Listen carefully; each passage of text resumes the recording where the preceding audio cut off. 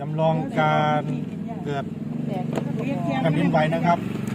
เปลือกโลกของเราที่เราใส่อยู่มันก็คล้ายๆจานนะครับทีนี้เรามาดูการขยับเวลาเปลือกโลกมันขยับตัวซึ่งแผ่นดินไหวนะครับแต่สังเกตเห็นไหมครับถ้าตึกยิ่งสูงเห็นไหมครับน้ำก็ยิ่งส่วนที่สูงจะมีผลกระทบแรงมากเห็นไหมครับนะครับเห็นไหมนั่นเห็นไหมอันนี้คือข้อที่เราเห็นนะครับคือลักษณะแบบนี้นะครับแต่ถ้าใครที่มีบ้านต่ำๆก็ไม่เท่าไหร่ครับมันก็เนี้ยแค่นี้เห็นไหมครับแต่ถ้า